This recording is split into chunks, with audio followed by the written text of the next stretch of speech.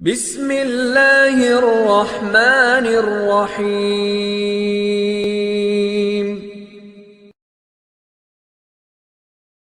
الحمد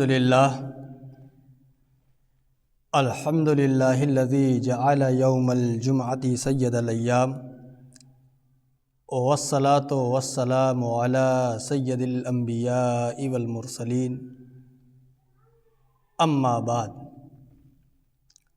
حضرات گرامی، نماز کے مسائل کا سلسلہ جاری ہے، اور آج نماز کے مسائل کی چوتھی قسط ہے۔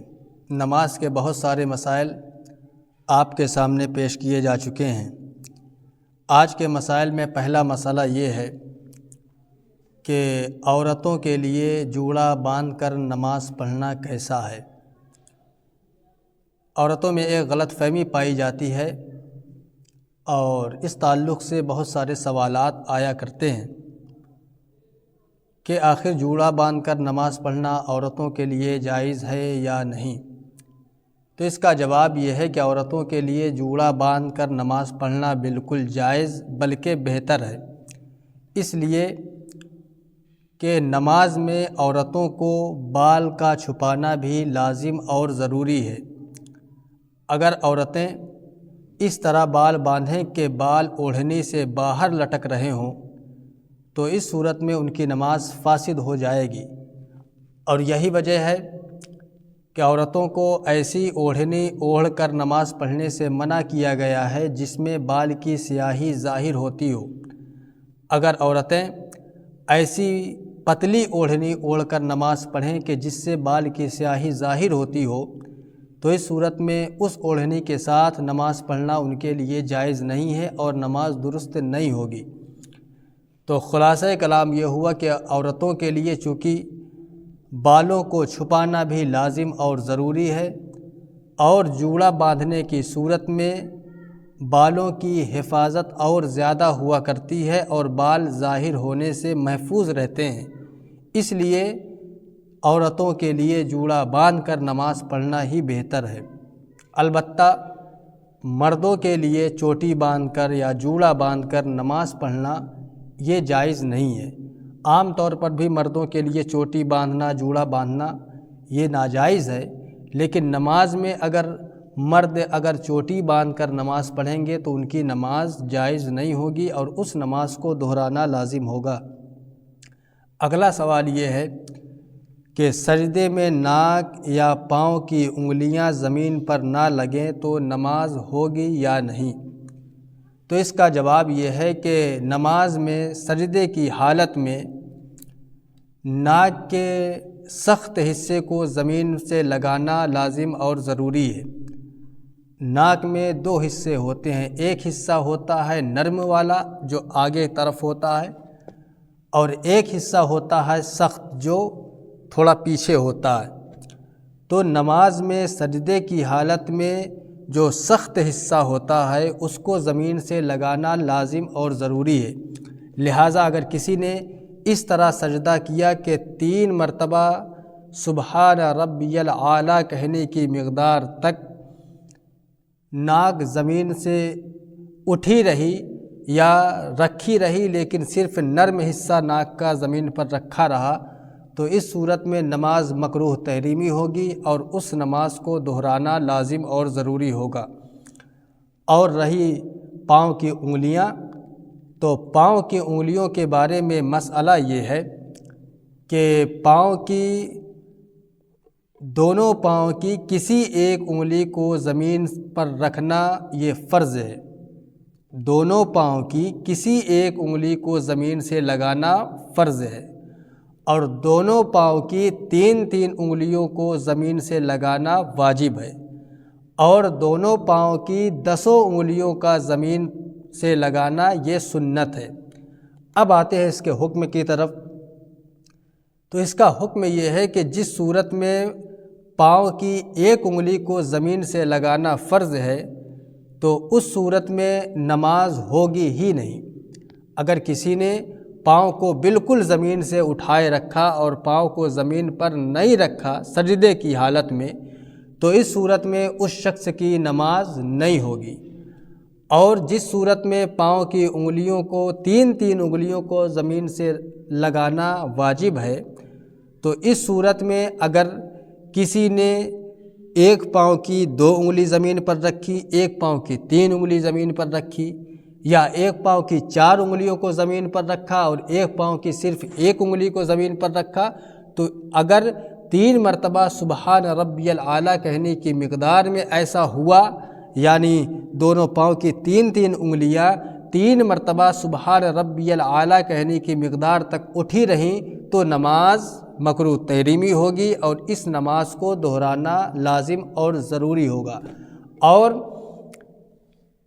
10 انگلیوں کو زمین سے رکھنا سنت ہے، تو لہٰذا اگر کسی نے دونوں پاؤں کی 4 انگلیوں کو زمین پر رکھا، یا ایک پاؤں کی 5 انگلیوں کو زمین پر رکھا اور ایک پاؤں کی 4 انگلی کو زمین پر رکھا، یا ایک پاؤں کی 4 انگلی کو زمین پر رکھا، دوسرے پاؤں کی 3 انگلی کو زمین پر رکھا، تو اس صورت میں نماز تو ہو جائے گی لیکن خلاف سنت ہوگی، اس لیے کہ دونوں پاؤں کی 10 انگلیوں کو زمین پر رکھنا سنت ہے۔ لہٰذا اگر 10 میں سے کوئی ایک انگلی بھی اگر زمین سے ہٹی رہی تو اس صورت میں نماز تو ہو جائے گی لیکن نماز خلاف سنت ہوگی۔ لیکن اس صورت میں، یعنی جس صورت میں نماز خلاف سنت ہوگی، اس صورت میں نماز کو دہرانا لازم نہیں ہوگا۔ تو خلاصہ کلام یہ ہوا کہ دونوں پاؤں کی کم از کم 3 انگلیوں کو زمین پر رکھنا واجب ہے۔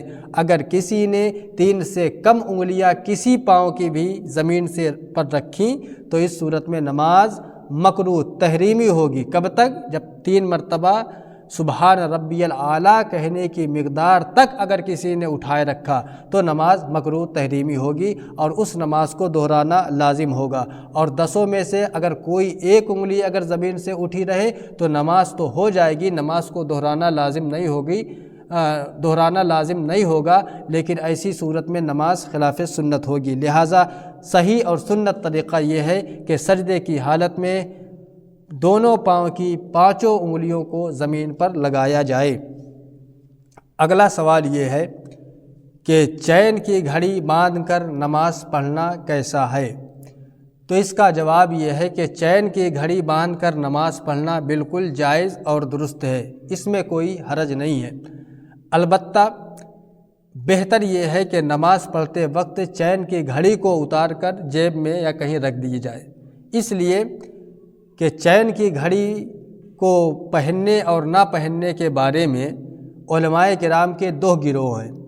حضور مفتی اعظم رحمۃ اللہ علیہ اور بہت سارے علماء کرام کا مذہب یہ رہا کہ چین کی گھڑی باندھ کر نماز پڑھنا جائز نہیں ہے اور نماز نہیں ہوگی، اور ایک گروہ کا کہنا یہ ہے کہ چین کی گھڑی باندھ کر نماز پڑھنا جائز اور درست ہے۔ مثلا حضور شارح بخاری ہمارے تو یہ کہا کرتے تھے کہ چین کی گھڑی باندھ کر نماز پڑھنا جائز ہے۔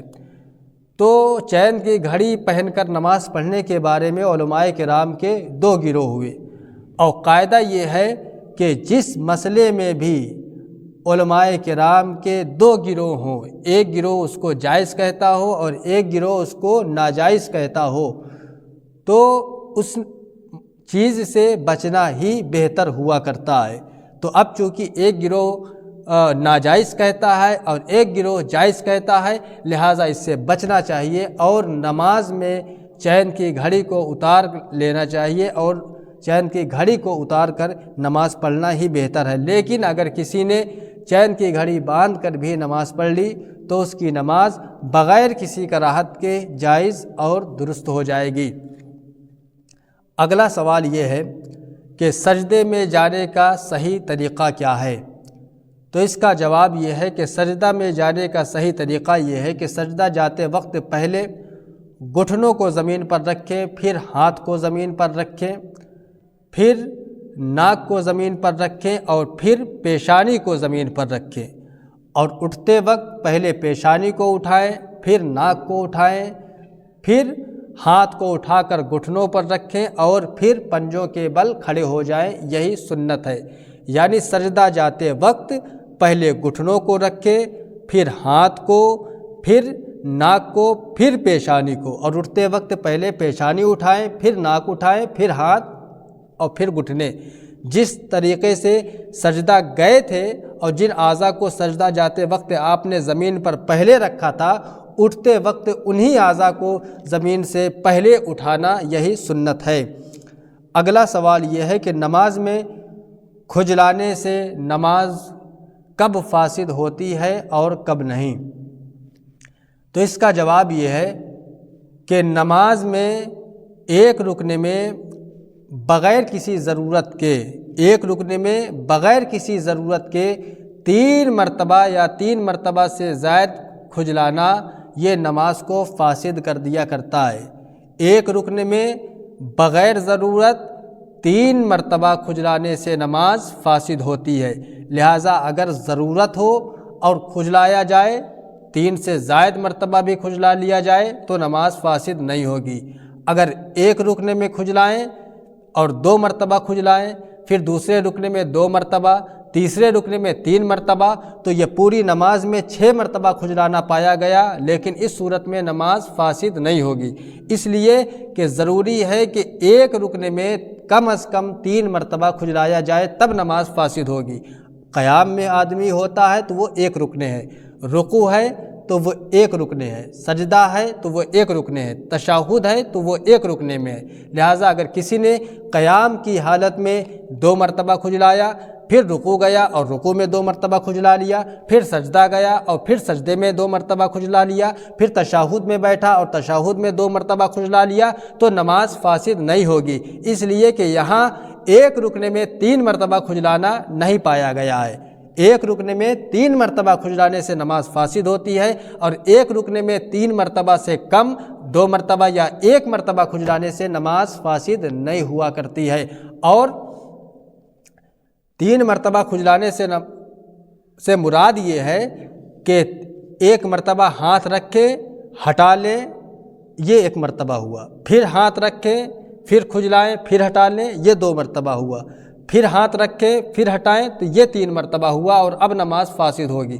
لہٰذا اگر کسی نے 1 مرتبہ ہاتھ رکھا اور 1 مرتبہ ہاتھ رکھ کر کئی مرتبہ ہاتھ کو حرکت دی تو یہ 3 مرتبہ کھجلانا نہیں ہوگا، بلکہ یہ 1 مرتبہ ہی کھجلانا ہوگا۔ 3 مرتبہ کب ہوگا کہ ہاتھ رکھے آدمی اور کھجلائے پھر ہٹا لے، پھر کھجلائے پھر ہٹا لے، پھر کھجلائے پھر ہٹا لے، تب یہ 3 مرتبہ پایا جائے گا، اور ایک رکن میں ہونا ضروری ہے۔ اور بغیر ضرورت کے کھجلانا جب پایا جائے گا تب نماز فاسد ہوگی۔ اگر ضرورت ہو، اگر مچھر بہت زیادہ کاٹ رہے ہوں، تراویح میں ہوتا ہے، لمبی نمازیں ہوتی ہیں تو آدمی کھجلاتا رہتا ہے، اور اسی طریقے سے اگر دانہ وغیرہ ہوتا ہے، پسینہ آتا ہے تو کھجلاہٹ پیدا ہو جاتی ہے، تو اگر مچھر یا دانہ کی وجہ سے اگر کوئی کھجلا رہا ہے تو اگرچہ 3 مرتبہ سے زائد کھجلا لے ایک رکن میں، پھر بھی نماز فاسد نہیں ہوگی۔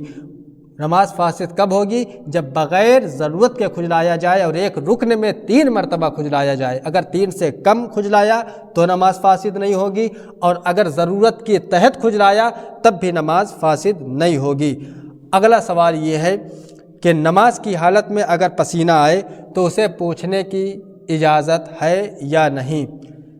تو اس کا جواب یہ ہے کہ نماز کی حالت میں اگر پسینہ آئے اور پسینہ زیادہ ہو کہ نماز میں خشوع و خضوع میں خلل پیدا ہو تو نماز میں پسینہ پہنچنے میں کوئی حرج نہیں ہے، لیکن اگر ضرورت نہ ہو اور تھوڑا بہت پسینہ آئے تو نماز کی حالت میں پسینہ پہنچنے سے پرہیز کرنا چاہیے۔ اللہ تعالیٰ سے دعا ہے کہ اللہ تعالیٰ ہمیں مسائل دینیہ سیکھنے، ان کو سمجھنے اور ان پر عمل کرنے کی توفیق عطا فرمائے۔ وما علینا الا البلاغ۔ السلام علیکم۔